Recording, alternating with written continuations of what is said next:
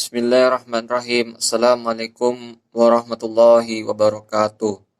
Alhamdulillahirabbil alamin wassalatu wassalamu ala asrofil anbiya'i wal mursalin wa ala alihi wa sahbihi ajmain amma ba'du.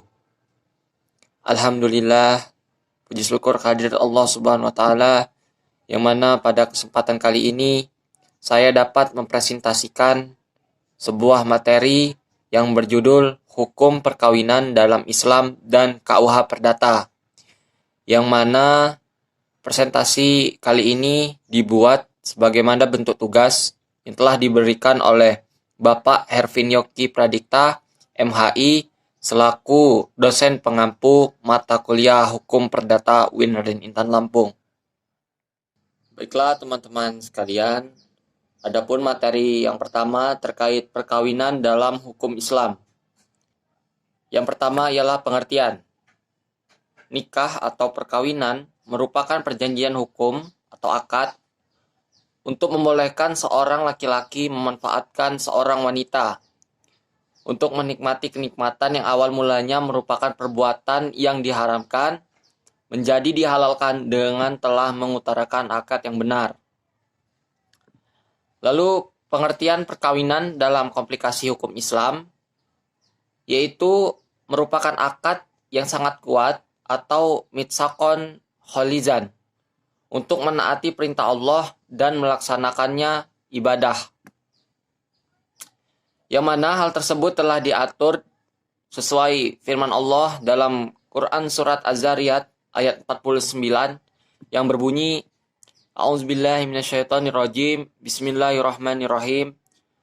Wa min kulli shay'in khalaqna zaujaini la'allahum tazakkarun, yang artinya, dan segala sesuatu kami ciptakan berpasang-pasangan supaya kamu mengingat kebesaran Allah Subhanahu wa taala. Lalu materi yang kedua yakni terkait rukun dan syarat nikah. Hal pertama yang perlu kita ketahui yakni terkait rukun nikah, yang mana di sini telah terbagi menjadi 5. Yang pertama ialah mempelai laki-laki. Yang kedua mempelai perempuan. Yang ketiga wali. Yang keempat 2 orang saksi laki-laki. Yang kelima ijab dan kabul. Lalu apa saja syarat-syarat nikah?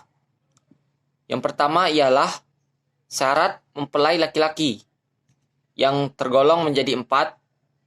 Yang pertama ialah tidak ada hubungan mahram dari calon istri. Yang kedua, kemauan sendiri atau merdeka. Yang ketiga, jelas identitasnya. Dan yang keempat, tidak sedang menjalankan ikhram.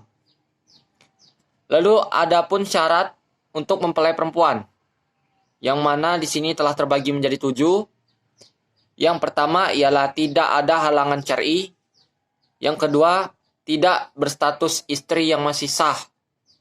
Yang ketiga, tidak ada hubungan mahram. Yang keempat, tidak dalam keadaan ibadah. Yang kelima, kemauan sendiri atau merdeka. Yang keenam, jelas identitasnya. Dan yang ketujuh, tidak sedang menjalankan ikhram. Lalu ada syarat-syarat bagi wali, yang mana terbagi menjadi 6. Yang pertama ialah laki-laki. Yang kedua baligh. Yang ketiga sehat akal. Yang keempat tidak dipaksa. Yang kelima adil. Yang keenam tidak sedang ibadah ikhram. Dan berikutnya ialah syarat-syarat saksi. Yang pertama ialah laki-laki. Yang kedua baligh. Yang ketiga, sehat akhlaknya. Yang keempat, adil.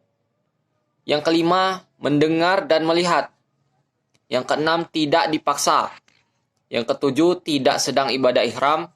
Dan yang kedelapan, faham bahasa yang digunakan untuk ijab dan qabul. Lalu yang berikutnya ialah terkait syarat-syarat untuk melaksanakan ijab dan kabul. Yang mana di sini terbagi menjadi 4. Yang pertama, ijab dilakukan oleh wali atau yang mewakilinya.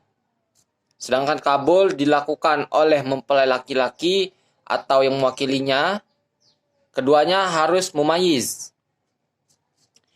Lalu yang kedua, dilangsungkan dalam satu majelis. Kemudian antara ijab dan kabul tidak boleh diselingi dengan perbuatan atau kalimat yang dapat memisahkan antara ijab dan kabul itu sendiri. Lalu yang ketiga, keduanya tidak boleh kontradiksi. Dan yang keempat, ijab dan kabul dilakukan melalui lisan serta didengar oleh masing-masing wali, saksi maupun kedua mempelai. Baik teman-teman sekalian, untuk materi yang berikutnya ialah terkait perkawinan dalam hukum Kitab Undang-Undang Hukum Perdata. Hukum perkawinan yang diatur dalam KUH Perdata berasaskan monogami dan berlaku mutlak. Artinya setiap suami hanya diperbolehkan mempunyai seorang istri saja. Begitu pula sebaliknya.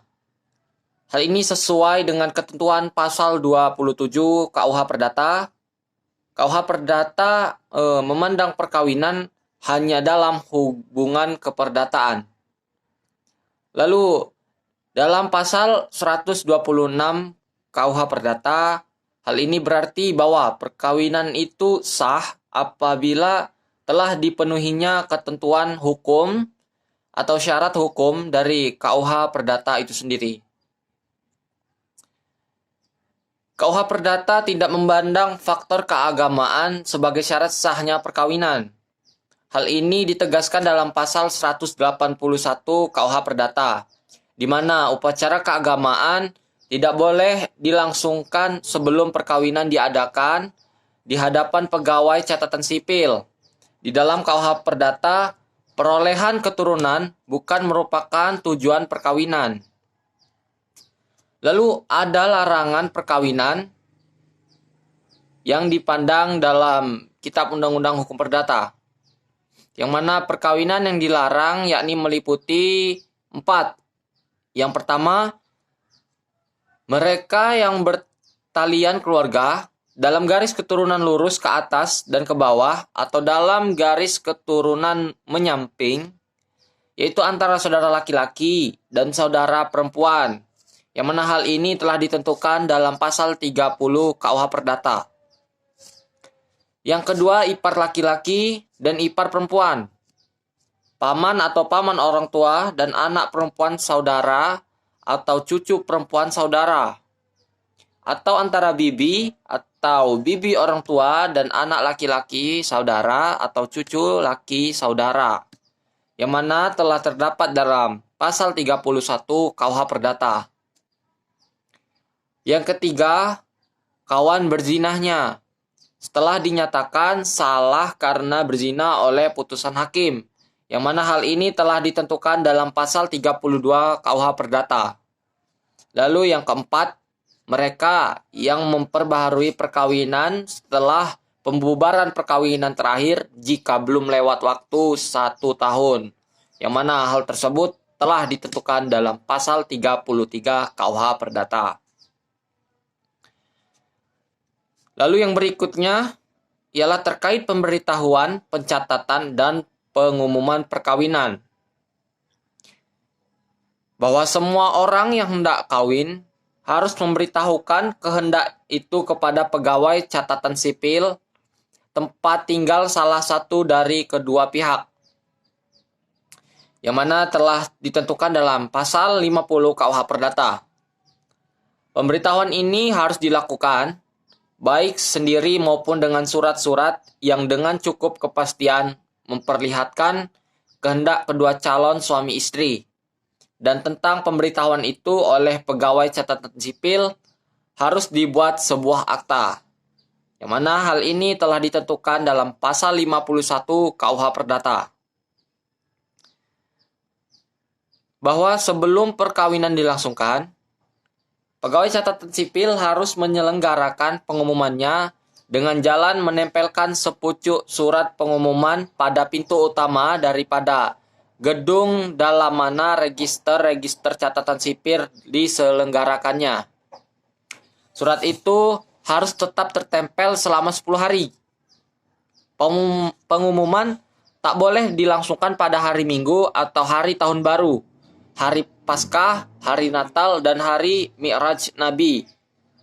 Yang mana surat itu berisikan nama, umur, pekerjaan, dan tempat tinggal calon suami istri. Dan jika salah seorang atau keduanya pernah kawin, disebutkan juga nama istri atau suami terdahulu. Lalu terdapat hari, tempat, dan jam pengumuman berlangsung. Surat itu ditandatangani oleh pegawai catatan sipil. Yang mana jika kedua calon suami istri tidak mempunyai tempat tinggal dalam daerah pegawai catatan sipil yang sama, maka pengumuman harus dilakukan oleh pegawai catatan sipil tempat tinggal masing-masing pihak. Yang mana hal ini telah ditentukan dalam pasal 53 KUH Perdata. Pengumuman hanya berlaku selama 1 bulan. Dan apabila dalam waktu itu tidak dilangsungkan perkawinan, maka perkawinan tidak boleh dilangsungkan lagi. Dan untuk itu pengumuman harus diulang sekali lagi. Yang mana hal ini telah ditentukan dalam pasal 57 KUH Perdata. Pada asasnya, suatu perkawinan dapat dibuktikan dengan adanya akta perkawinan, yang mana telah diatur dalam pasal 100 KUH Perdata. Baik, untuk materi yang berikutnya ialah terkait hak dan kewajiban suami istri. Menurut Kitab Undang-Undang Hukum Perdata, hak dan kewajiban suami istri terbagi antara lain sebagai berikut. Yang pertama ialah suami dan istri harus setia dan tolong-menolong. Yang mana hal ini telah diatur dalam pasal 103 KUH Perdata. Yang kedua, suami istri wajib memelihara dan mendidik anaknya. Hal ini terdapat dalam pasal 104 KUH Perdata. Yang ketiga, setiap suami adalah kepala dalam persatuan suami istri. Yang mana hal tersebut terdapat dalam pasal 105 ayat 1 KUH Perdata. Lalu yang keempat, suami wajib memberi bantuan kepada istrinya. Yang mana hal ini ditentukan dalam pasal 105 ayat 2 KUH Perdata. Lalu yang kelima, setiap suami harus mengurus harta kekayaan milik pribadi istrinya. Yang mana hal tersebut telah diatur dalam pasal 105 ayat 3 KUH Perdata. Lalu yang keenam, setiap suami berhak mengurus harta kekayaan bersama. Yang mana hal tersebut telah diatur dalam pasal 105 ayat 4 KUH Perdata. Lalu yang ketujuh, suami tidak diperbolehkan memindah tangankan atau membebani harta kekayaan tak bergerak milik istrinya tanpa persetujuan si istri. Yang mana hal ini telah diatur dalam pasal 105 ayat 5 KUH Perdata. Yang kedelapan, setiap istri harus tunduk dan patuh kepada suaminya. Hal ini diatur dalam pasal 106 ayat 1 KUH Perdata. Lalu yang kesembilan, setiap istri wajib tinggal bersama suaminya. Mana hal ini terdapat dalam pasal 106 ayat 2 KUH Perdata. Dan yang kesepuluh, setiap suami wajib membantu istri di muka hakim, yang mana hal ini telah diatur dalam pasal 110 Kitab Undang-Undang Hukum Perdata. Dan yang ke-11, setiap istri berhak membuat surat wasiat tanpa izin suaminya, yang mana hal tersebut telah diatur dalam pasal 118 Kitab Undang-Undang Hukum Perdata. Sebagai catatan, bahwa bantuan si suami kepada istrinya tidak diperlukan apabila satu, istri dituntut di muka hakim karena sesuatu perkara pidana, dan atau si istri mengajukan tuntutan terhadap suaminya untuk mendapatkan perceraian, pemisahan meja dan tempat tidur, atau pemisahan harta kekayaan. Yang mana hal ini telah diatur dalam pasal 111 Kitab Undang-Undang Hukum Perdata. Baik, mungkin itu saja yang dapat saya sampaikan. Bila terdapat kesalahan baik dalam penyampaian atau kalimat, saya mohon maaf. Saya akhiri. Wabillahi taufik wal hidayah. Assalamualaikum warahmatullahi wabarakatuh.